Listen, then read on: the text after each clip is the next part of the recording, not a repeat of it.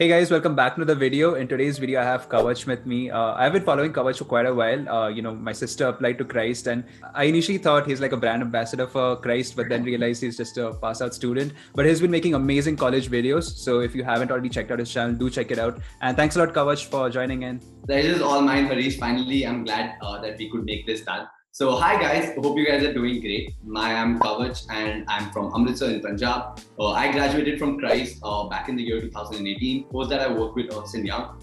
Currently, I'm working as a business development associate with a startup called Dilemma Saluted. Along with that, on the side hustle, I make YouTube videos and guide students to like good commerce colleges in India, specifically Christ, Symbiosis and all of them. So yes, that's majorly about me. Awesome, dude.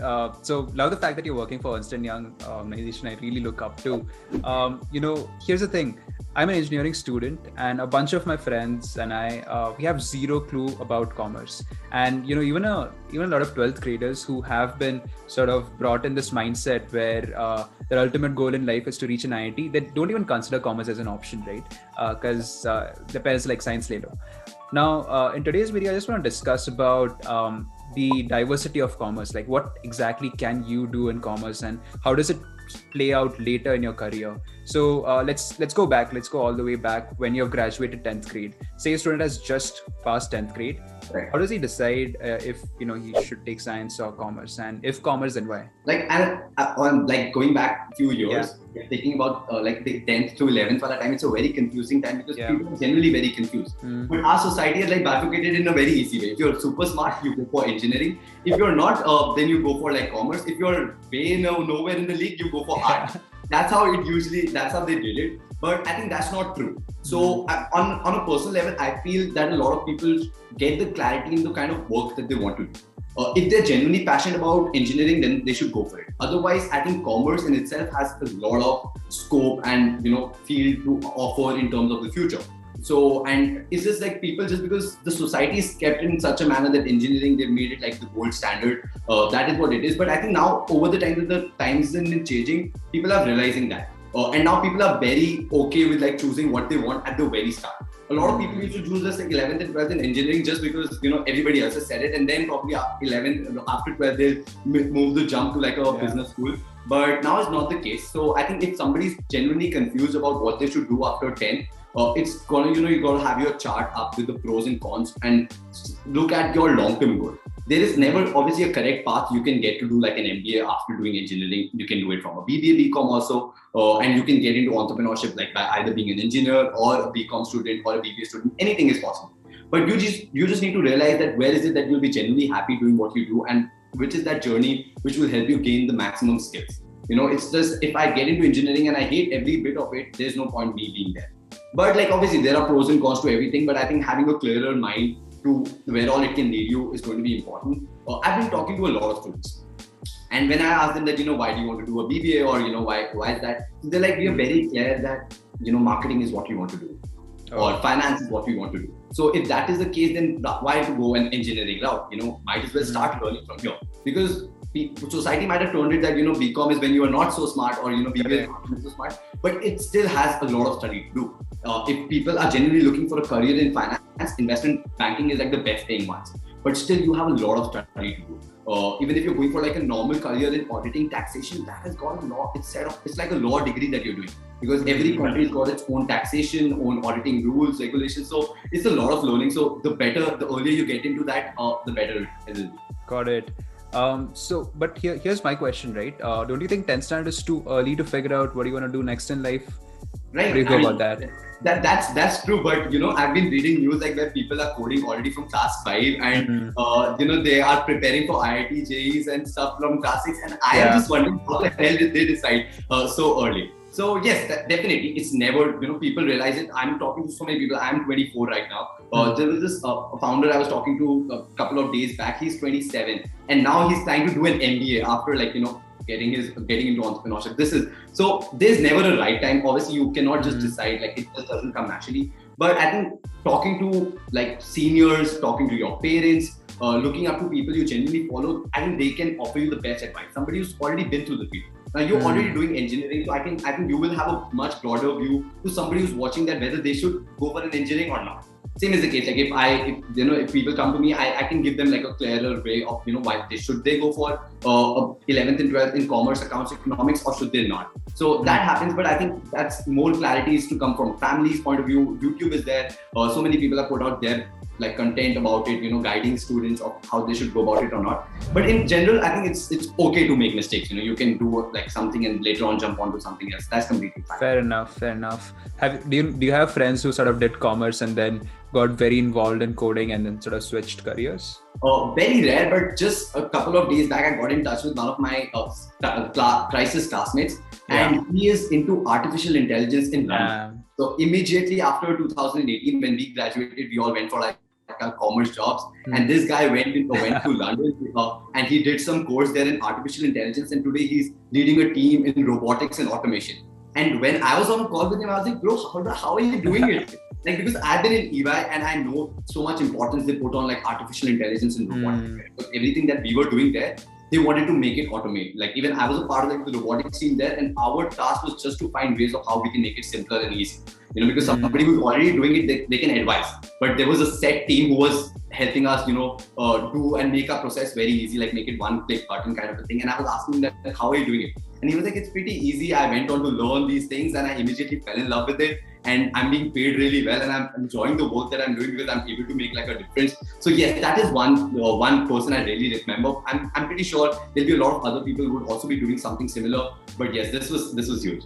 Damn, that's interesting. Let's move on to the career opportunities part, right? There are a bunch of these courses. One of them is BBA, then you have CA. Okay, I'm not sure about those. But then once you finish a bunch of these courses, what kind of job opportunities do you open up? And maybe for each one of these job opportunities, could you tell us which course would be most relevant? Yeah, so that's there. So actually, the thing is, in India, you just got to be at the top of your game to be anywhere. There are so many CAs who don't even have a proper job, and then there are people who are being CAs are running multinational, multi-dollar companies. So that is the case. But on a general level, if I were to divide it in terms of big degrees, it's BCom, it's BBA, it's economic honors, and there are other host of BCom subdivided degrees, BCom subdivided degrees. On a general level, BCom is related to Bachelor's of Commerce, and it's more into accounting and finance and commerce. Okay, all of them, this is your path to wherever you want to lead. All of them can get you to one ultimate goal. But in general, if you're looking for a career, say in finance, in accounting, in taxation, BCom is a much better degree for you because you'll know everything about like accounting, taxation, investment banking, all of this. Now, under BCom also, a lot of good universities in India have started giving you like a collaboration. There is ACCA, which is like a CA of the UK, you may want to call it in layman's term. Then there is a CPA, which is called the Chartered Accountants in the US, Certified Public Accountants. Then there is CA in India. So they have divided into various BCom degrees, wherein when you're studying for these BCom degrees, they are also preparing you for these exams, like ACCA, CIMA, CA and all of that. And they are really good in the manner because if you already have your long-term goals sorted, then the time that you're spending in the degree in these 3 years is not going to be wasted because they're preparing you for the exams. You know how tough like these exams get to be, like people waste on years and years just reappearing for these exams and getting it done. So on that level, on a broader level, if you're looking for a career in finance, accounts, taxation, BCom as a degree would be really good. Which companies hire on that side? Which companies offer? Yeah, so basically the major or the biggest hirers, or you may want to call it even the mass recruiters, are the Big Four, because there's a huge demand by the Big Four because they're doing really well in the international market. So EY, that is Ernst & Young, Deloitte, PwC, KPMG, Goldman and Sachs, these are the ones who are the major hirers for people from BCom degrees. Naturally, they also hire from like BBA and economic honors and all of them, but they're looking for people from here because they are into financial services. And their main task is like helping clients file their returns or taxation returns, audit them, and risk management and everything. And for them, they need commerce graduates like us.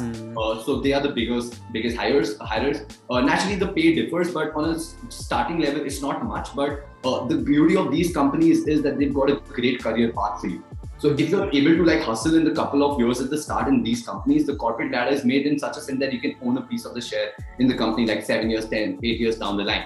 And you can get them revenue and you get a cut out of it. And imagine doing that, being an owner of it in such a huge company. So when I was there, like I could meet like senior managers who were super happy doing what they were doing because they were able to make like, a lot of bonuses at the end of each year. So that's the case. But naturally, like at a start, that these companies are not very high paying. So you can expect a job of around 4 lakh to 5.5 lakh at the max. But then again, it depends. Got it. So is that the CTC you're talking about? Yeah, that's CTC. And how, because like, a lot of these decisions are made on salaries as well, right? Like a lot of parents say, hey, engineering ka CTC jada hai, just go there. But you spoke about career progression, and I'm super interested in that. How do you think the career progression happens? Maybe based on CTC and things like that? The thing is, like these companies have like mastered the art of it, of how not letting their employees go. And it's a win-win situation. Like, it's on you how career oriented you are. But on a general level, if you join these companies, one good thing is that they're good umbrellas. It's not like they're getting off like any day. They're not going to shut off their business. They're there for years, from years together. So a lot of people, when I went into Ernst & Young, I used to talk to them, what's your reason of being here? So they were just like, it's pretty safe as an environment. It's not like there's no like, there are deadlines and stuff, but it's not like, if you don't do your work well, they're going to chuck you off.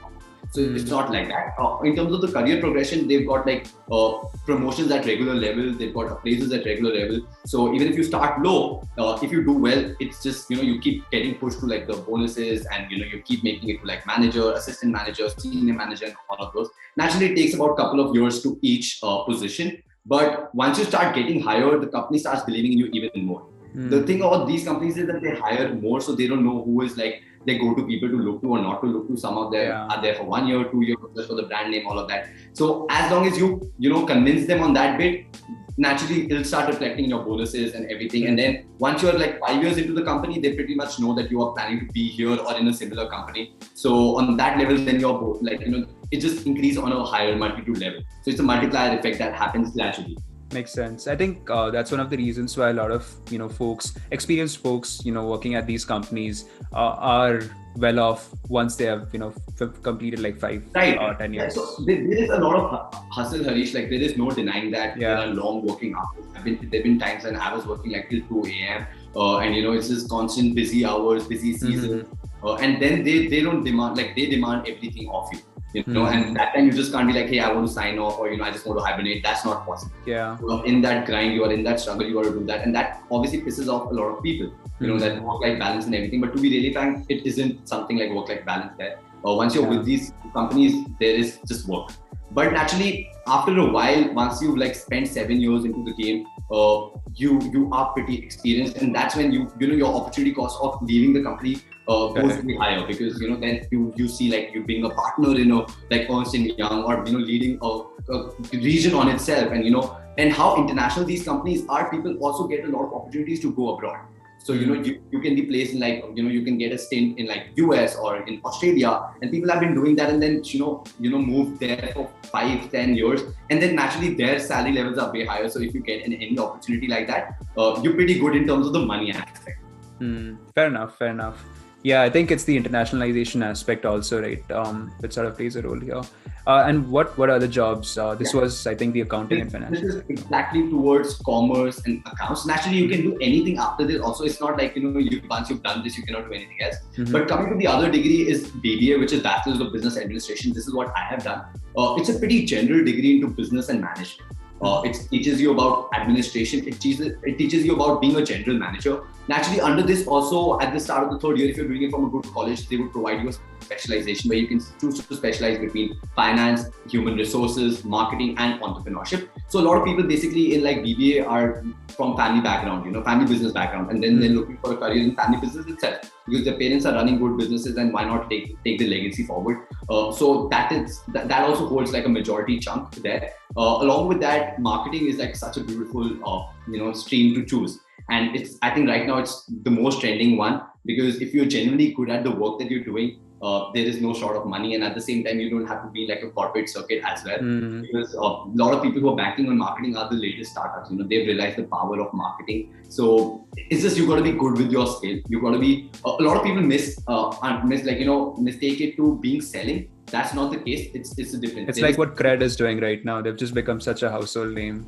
Right, they are, and the amount of money that they're spending on like customer acquisition is great, and they're using all the possible marketing tools and channels to do that. So if you're a part of something like that, it's great, because imagine the learning somebody would be having leading the marketing team at Cred, kind of, because they're on all channels. And when money is not the problem, so you can just go out, show all your talent as a marketing manager there. Because a lot of time marketing plans just die down because of lack of money, or not being able to have like a budget, because of, doing IPL ads is so expensive. I was interning, so I know the kind of ad slots they sell at. So you need to genuinely have like big pockets to do that, but learning is immense. Forget about like big companies like Cred, even small, even as a freelancer, if you can start a small digital agency and provide value to your clients, you can make a lot of money. A lot of my friends, Harish, the ones who graduated from Christ today, they are running like small boutique shops, wherein they've gotten clients who want to sell stuff online, and they are managing them to do that. And they are making a good chunk out of it. It's just because, it's very simple. If I make 10 lakh rupees, I wouldn't mind paying you 1 lakh. And if you have 10 such clients like this, it's great. But this is not as it's easier said than done. There's a lot of strategy that goes behind, because even this field is reaching a saturation, right? Because people have like mastered the art of marketing and selling, how you can sell your online course, or how you can sell like product from China, drop shipping, all of that can happen. So that is there. But I think if you're true to your sense and if you know what you're doing, marketing is an amazing field. Coming to human resources, this is, I think, where it is. To be really frank, not a lot of people are genuinely happy doing it. So if I were to share my experience, I think approximately just 15 people took up HR as a specialization. I was fetching throughout in HR, but by the time I talked to my seniors and everything, and they talked about the money part of it, I was like, okay, maybe not sure I want to make my career in HR. But again, there's no harm as long as you love what you're doing. So it's into like hiring, recruiting, firing, and comms and everything. So you can either get into like a good company, like Infosys comes and hires from Price, and they have they take like a full HR team from Price. Likewise, there are so many companies that will do that. If you want to looking like for a corporate ladder part, even startups are looking for good HR people. As long as you're a people's person, it's a great thing. So that's for HR. Coming again to finance, it's pretty similar. You can do your CA and everything also with it, but there, I personally feel that BCom would be much better. A lot of people from here made it to like Shaw and everything, into investment banking, and they're looking for a career there. So on that level, finance is pretty good. And on a general level, also like finance, a lot of people take finance because your job is secure, because if you're good at it, one of the big fours will surely pick you, or even if not, then there are good companies like Tesla and stuff from Pune that can pick you up. So those are the aspects in terms of BBA. But again, BBA is a very general degree. After this, you can do anything. So many of my friends have gone into mass media and journalism after doing BBA. And it's just like there's no bar. It's a pretty general degree of how you've learned to deal your life, and major learning from BBA comes from people around you, because that from them is what you learn in terms of subjects and everything. It's pretty general. Nowadays, in fact, colleges have started offering BBA into specialization into something. So it's into aviation management, it's into sports management, where you can work with like Hotstar and everything and help them with the sports part of it. So there is a demand for courses like these. There are also into brand management and advertising. So BBA as a general degree is very free to do whatever you want. And as long as you're good into doing something, a lot of people have built up their careers in stock markets from them. So along with BBA, they've done a degree like with BSE, which is the Bombay Stock Exchange, and are today planning to be a broker or trade full time. So on those levels, it's pretty vast BBA. Coming to economic honors, it's also pretty good degree, and it also has a vast scope, but a lot of burden is on you of how you do what you do on that degree. So a lot of people from my friends who took up economic honors genuinely wanted to work with like the government of India. So they are either looking for a career with Niti Aayog or into public policy. And on those levels, having the knowledge of the economy is really very important. So that's there. Along with that, a lot of companies from abroad are looking for this combination of economic honors, because economics is all about the economy, math and stats. So this combination works really well even in finance. Fintech is the most booming thing right now. So this combination of math and stats works really well. So is the case with like business analytics. Business analytics as a course has only come up. And that too is being very demanded, because like data being the new oil, it's just there everywhere. And a lot of companies are hiring like data scientists to handle like with the big data and everything. So those are the upcoming ones. Just like digital marketing was 5 years back or 7 years back, business analytics and fintech is what is it right now, and a lot of good colleges are already offering courses there. So that's like the biggest overview to BCom, BBA, economics, and all of that. Damn, that's pretty good. Like the way I look at it is, a lot of times we are so narrow-minded, saying, "Hey, this is the way to go," but then we tend to forget about the number of opportunities available outside of code, right? There are just so many of these jobs being created. You spoke about mass media, you spoke about aviation, you spoke about people wanting to go out there and work for Hotstar, and economics. So yeah, I think more awareness is required, because a couple of days back I was looking at this TEDx talk by Harpreet Singh Grover, and he was saying because of societal expectations, the number of people applying for engineering has increased a lot. And what that has caused is an imbalance in the way the employment pyramid works, wherein for an economy to function, all kinds of jobs are necessary. So you should be a plumber as well, right? Only then an economy would function properly. But then there's a huge, imbalance right now. And then it's quite necessary. It's like the need of the hour to balance it out for the economy to function properly. And dude, thanks a lot for coming in. I think, it opened my eyes. I came to know about a lot of new professions today, and I'm pretty sure that's been the case with, folks watching this video as well. And if you guys are watching and if you're genuinely interested in one of these things, then just go out there and do it. As Kawat said, don't worry about the monetary aspect right now, because the career progression in most of these is pretty steep, and you'll do well in life if you stick to one path for like 5 years. That's that. Cool, Harish. It was a pleasure being with you and likewise talking to your audience. Have a great day, buddy. You too. Take care.